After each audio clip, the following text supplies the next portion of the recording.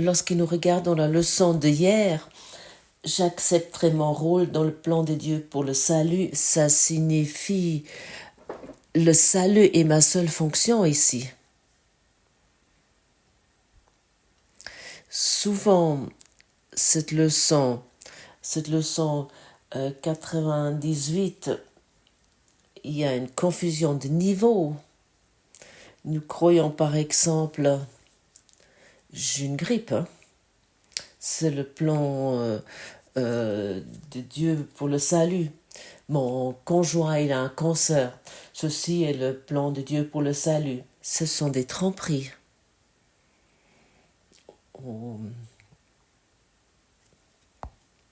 Mon épouse s'est séparée de moi. Elle m'a quitté.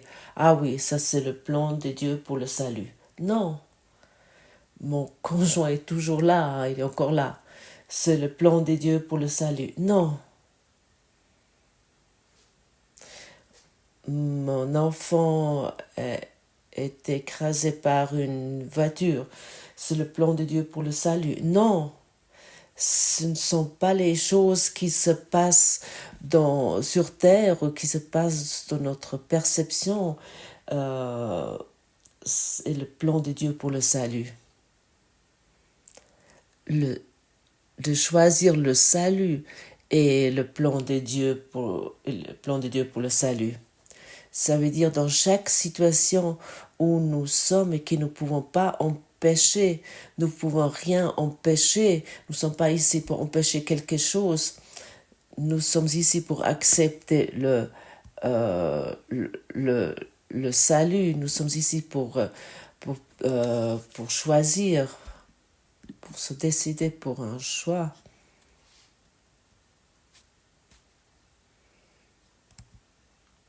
Et pas estimer les situations et de les juger. Non. Le salut est ma seule fonction ici.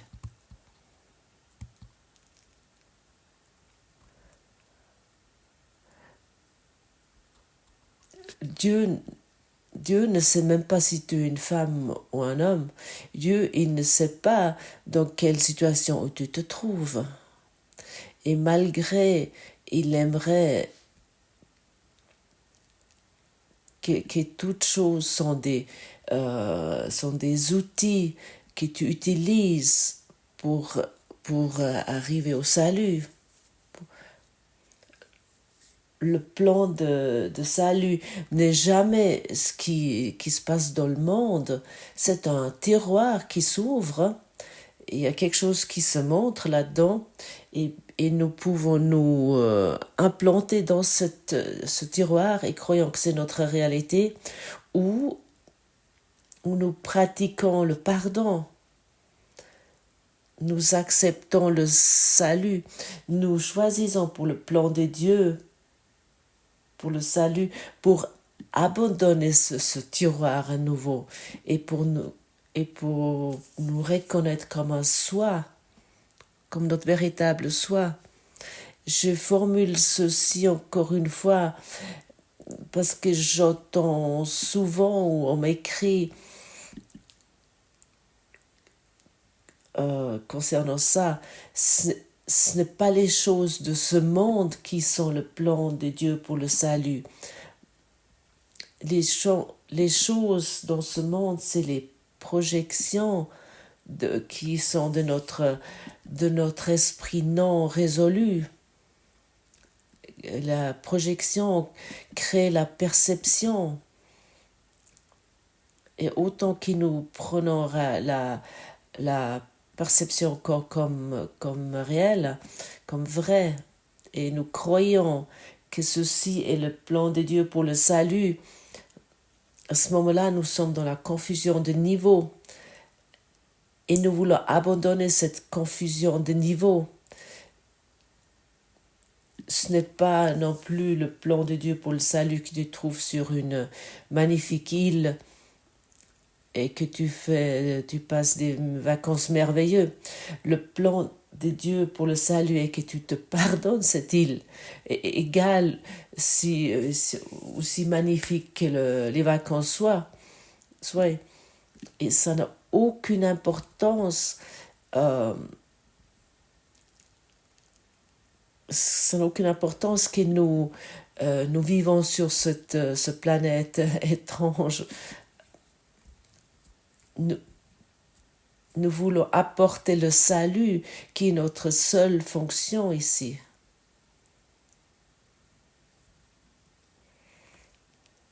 Et à ce moment-là, nous ne rendons plus réelles les choses.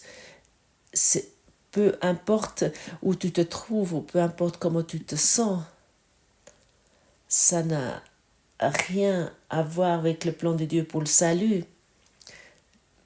Nous choisissons sans cesse l'amour ou la peur. Car aussi l'expérience de ces vacances sur cette île magnifique va à un moment donné disparaître. Et ensuite, il y a à nouveau quelque chose qui peut apparaître, qui peut nous apeurer. Et si nous nous habituons de pardonner tout, car toutes choses sont des leçons que Dieu aimerait que je les apprenne. Qu'est-ce qu'une chose?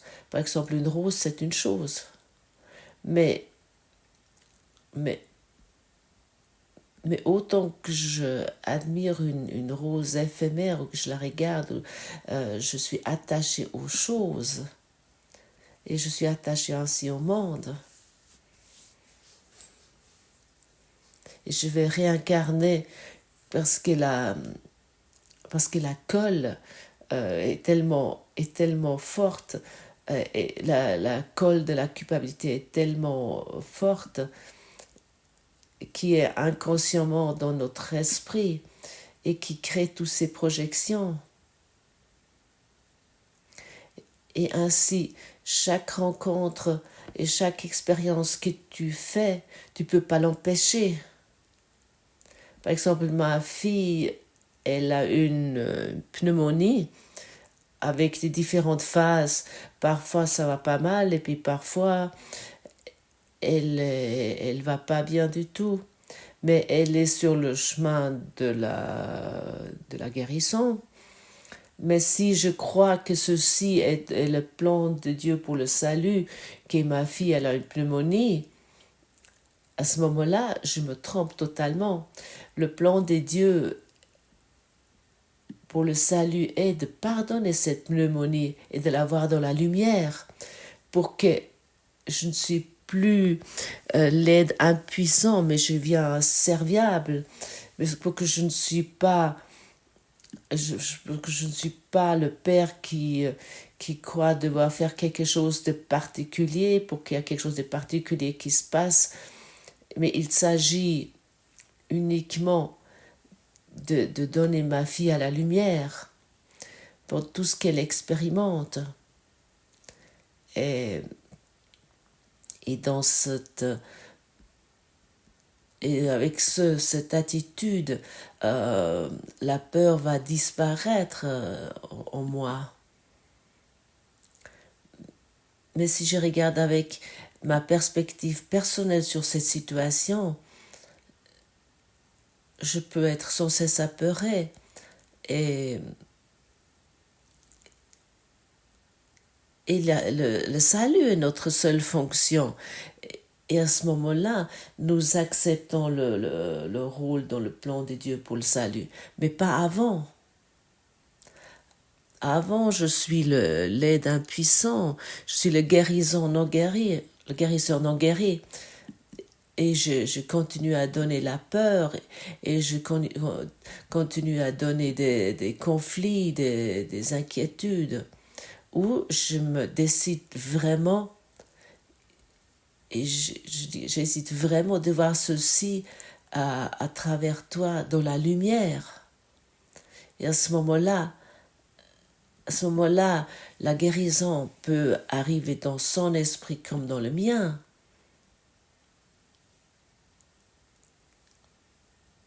Et ça, c'est ton devoir comme le mien. Et à ce moment-là, nous ne sommes pas ces êtres impuissants qui courent dans tous les sens et faire des actions aveuglement, mais nous voyons à ce moment-là la situation dans la lumière. Ça peut aussi apporter des conversations tellement profondes où nous sommes étonnés. Alors ne sois pas une aide impuissante. Sois quelqu'un qui accepte le salut. Sois quelqu'un qui comprend véritablement le plan de Dieu pour le salut et qui l'accepte véritablement.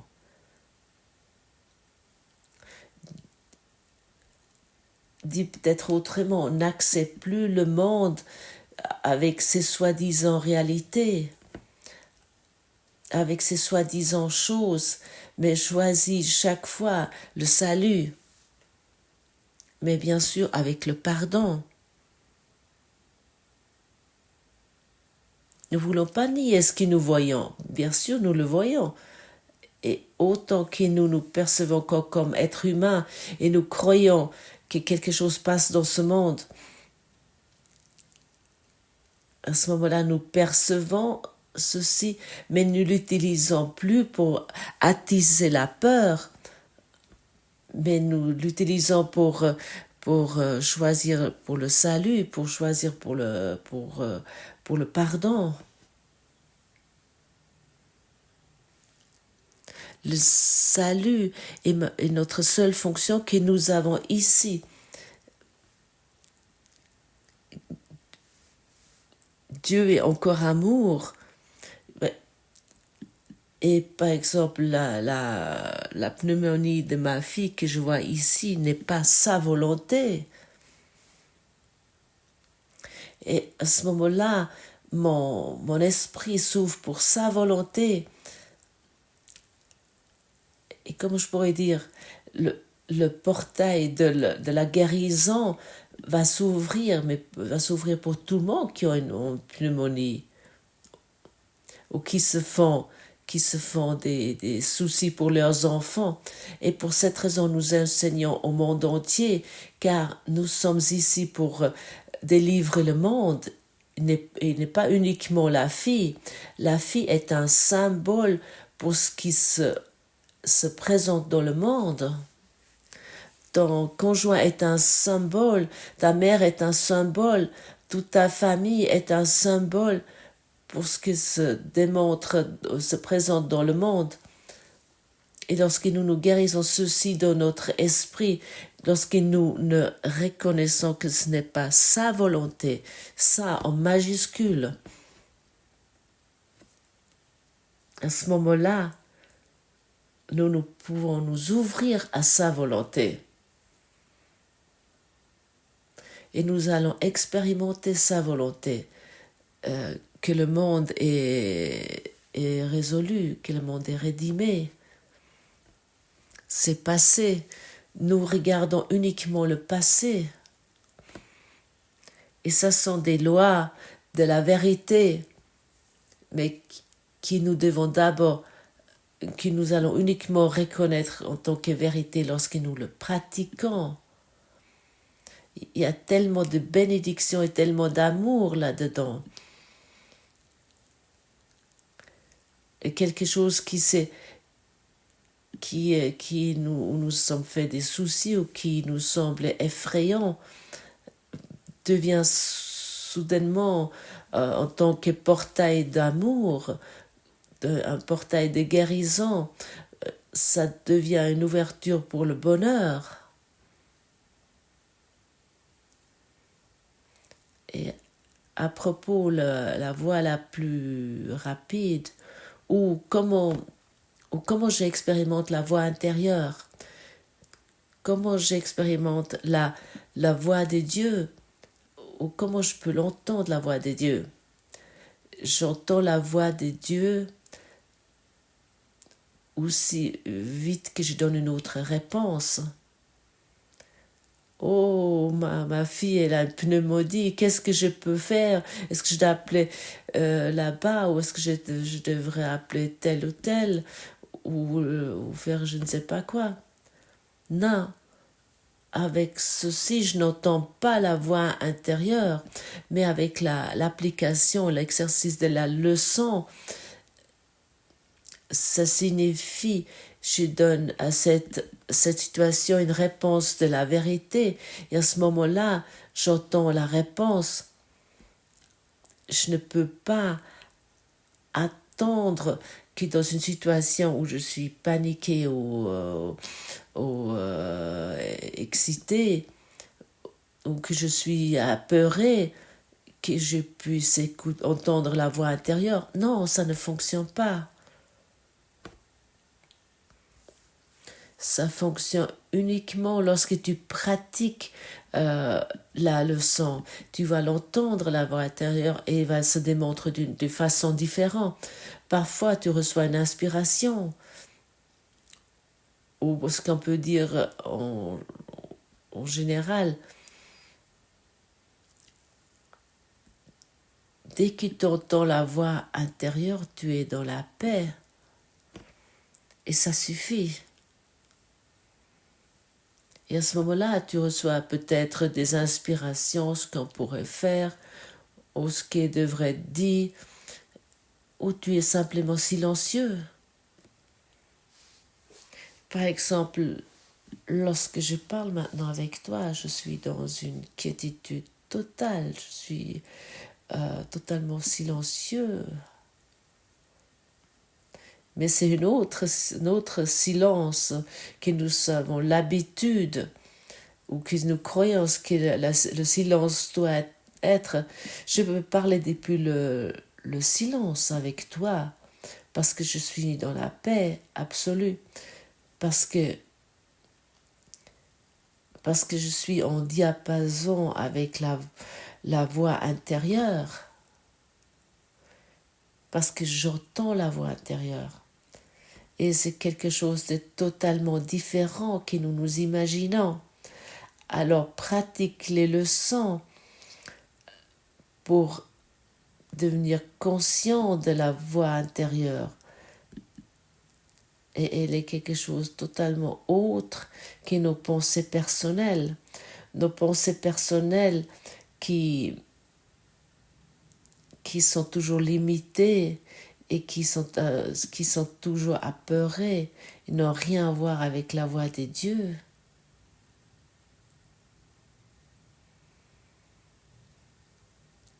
Observe une fois une pensée, peu importe laquelle.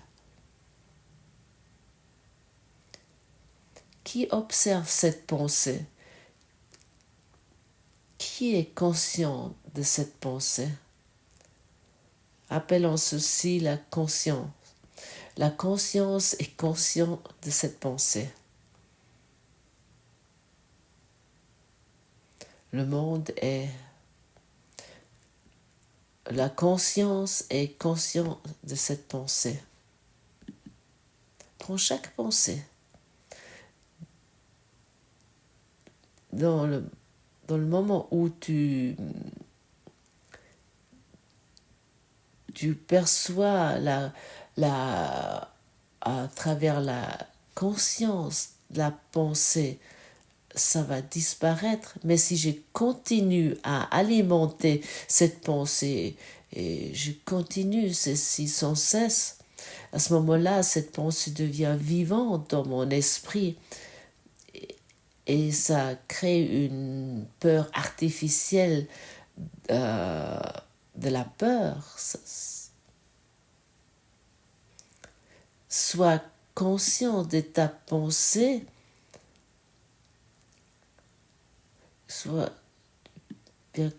cette pensée qui te dit qu'il y a quelque chose qui se passe dans ce monde.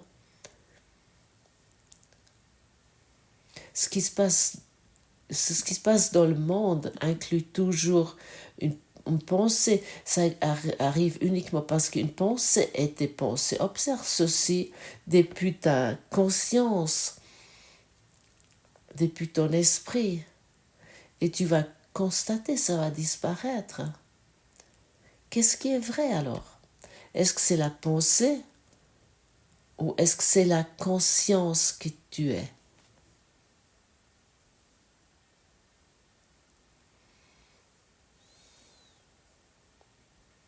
Tu peux constater les deux.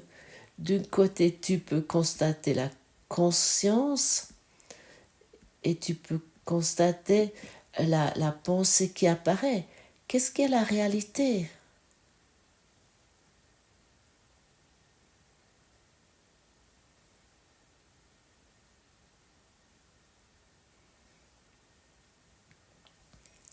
Et si nous donnons plus de réalité à la pensée, en arrêtant de l'alimenter, à ce moment-là, il va disparaître.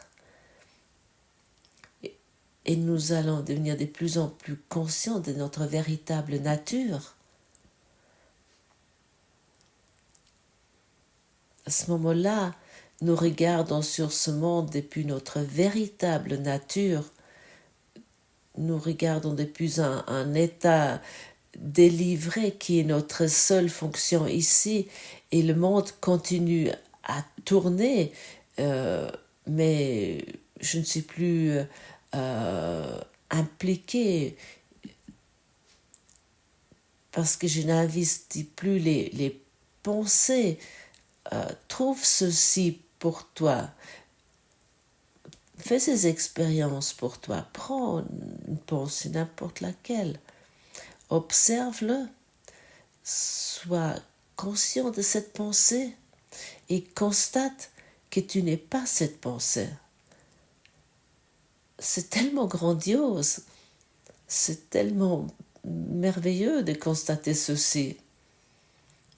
Et un esprit plus ou moins exercé comme toi tu es déjà va pouvoir sans difficulté reconnaître cette différence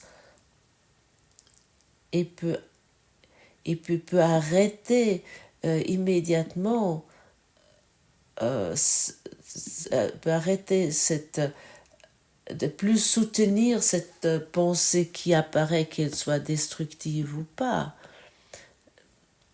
Ne plus le laisser devenir vivant dans ton esprit pour qu'il n'y ait pas une nouvelle malcréation qui arrive et pour que nous regardons uniquement avec notre véritable fonction sur ce monde, et notre véritable fonction est le salut. Nous observons nos pensées, nous le donnons au Saint-Esprit avec bonheur et nous constatons, je suis la vérité, je suis la conscience. Je suis la conscience qui regarde maintenant sur ce monde. Et ça, c'est le plan de salut pour Dieu, le plan de Dieu pour le salut. Et ce ne sont jamais des choses qui se passent dans ce monde. Mais vraiment, jamais, jamais. N'oublie pas ceci et ne te laisse pas tromper. Oh, j'ai cette maladie. Ça, c'est le plan de Dieu pour le salut. Non. Non.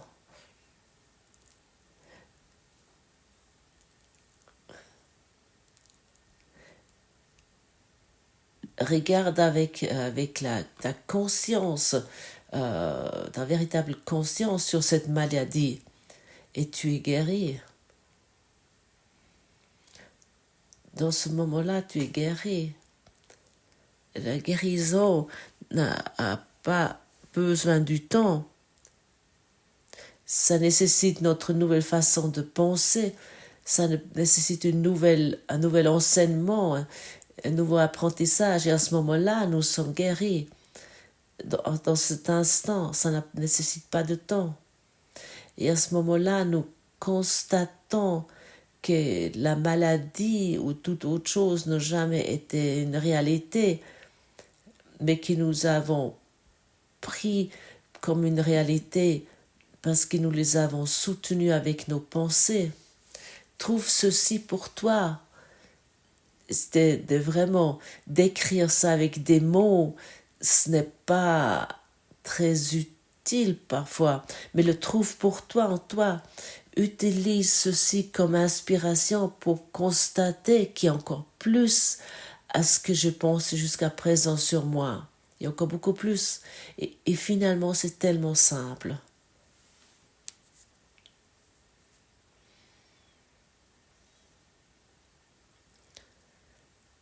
Nous ne voulons plus nous perdre dans un monde qui nous propose rien, qui a rien à nous proposer, sauf des histoires. Le salut et le pardon sont le même. Ils impliquent tous les deux que quelque chose ne va pas, quelque chose dont il faut être sauvé, pardonné, quelque chose de travers qui a besoin d'un changement correcteur, quelque chose d'à part ou de différent de la volonté de Dieu. Ainsi, les deux termes impliquent une chose impossible qui s'est pourtant produite, d'où il résulte qu'un état de conflit est perçu entre ce qui est et ce qui ne pourrait jamais être. Alors nos pensées ou ce que nous percevons ne peuvent jamais exister, ça ne sont pas ces pensées personnelles. Mais la vérité qui regarde maintenant sur ces pensées qui ne les considèrent plus comme réelles, ce qui nous sommes véritables, ce qui est notre nature, ce qui est notre véritable réalité.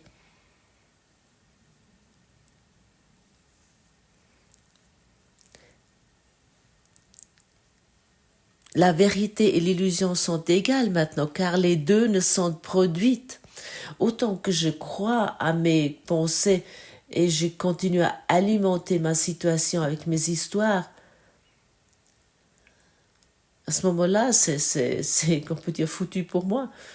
À ce moment-là, c'est passé. À ce moment-là, je suis un être humain qui expérimente qu'il y a quelque chose de bizarre qui s'est passé et moi, je dois trouver la solution, mais quelle tromperie! L'impossible devient la chose pour laquelle tu as besoin de pardon, dont tu as besoin d'être sauvé. Le salut devient maintenant la zone frontière entre la vérité et l'illusion. Il reflète la vérité parce qu'il est le moyen par lequel tu peux échapper des illusions. Or, ce qui n'est pas encore la vérité parce qu'il défait ce qui n'a jamais été fait. Et ainsi nous pouvons résoudre les illusions. Qu'est-ce qui est une zone frontière? Comment je pourrais dire une nouvelle terre entre la vérité et l'illusion? Nous allons commencer à trouver ce qui est la vérité, ce qui est l'illusion. Et c'est une phase très importante où nous trouvons maintenant. Nous voulons plus confondre l'illusion avec la vérité. Nous voulons plus se tromper de niveau. Mais nous regardons depuis l'esprit pur qui nous sommes. Nous regardons depuis cela sur la situation et nous constatons que notre pensée n'est pas la réalité. Au début était le mot, au début était la pensée et ainsi le monde d'illusion fut créé. Et c'est vraiment très simple pour toi et pour moi de devenir conscient de la pensée et ne plus les alimenter. Vraiment, vérifie pour toi ceci et trouve ceci pour toi et vois quel salut apparaît ainsi, que le salut apparaît. Comment pourrait-il y avoir le moindre lieu de rencontre où la terre et le ciel puissent être réconciliés dans un esprit où les deux existent? L'esprit qui voit des illusions les pense réelles. Elles ont une existence en ceci qu'elles sont des pensées. Et pourtant, elles ne sont pas réelles parce que l'esprit qui pense ces pensées est séparé de Dieu. Et ici, c'est merveilleusement formulé comment nous rendons sans cesse l'illusion réelle.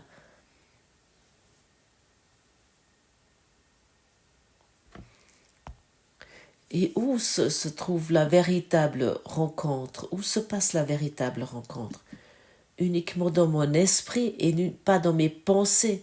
Où se passe la guérison? Dans mon esprit et pas dans le monde.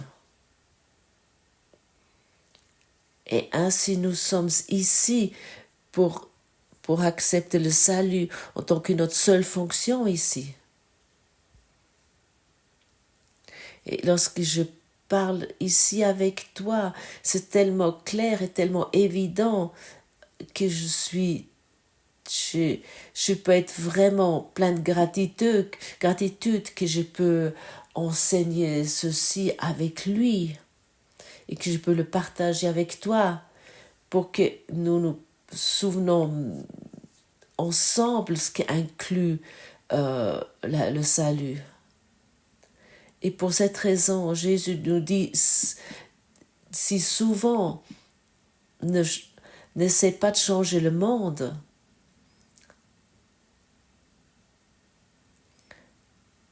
mais regarde, mais aie un autre regard sur ce monde.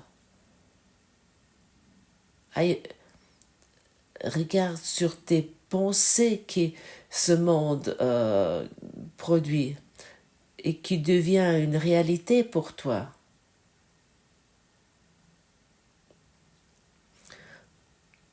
Toutes choses sont des leçons que Dieu aimerait que nous les apprenions pour que nous pouvons nous reconnaître comme ce pur esprit que nous sommes.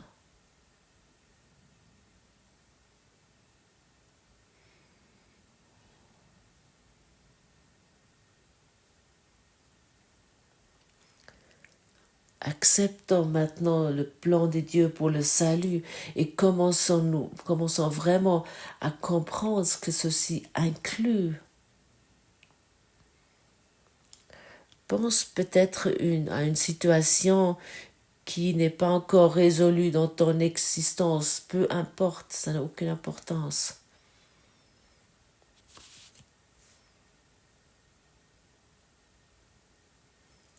Et suis ces mots.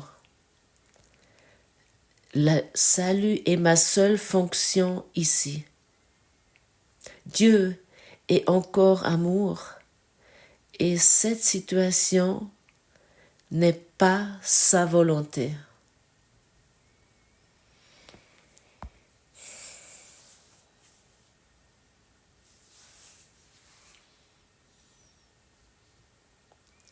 Et après, commence à sentir ce que ces mots ont un effet, quel effet ces mots ont en toi. Va dans la profondeur, va en toi. Ceci n'est pas sa volonté. Sa volonté est de reconnaître que tu reconnais que tu es déjà délivré. Donne ce salut. Donne ce salut pour que tu l'expérimentes, car ce que tu donnes, tu le reçois. Merci. Merci, merci, merci pour ton écoute, pour ta présence et pour que tu sens ce qui est partagé ici.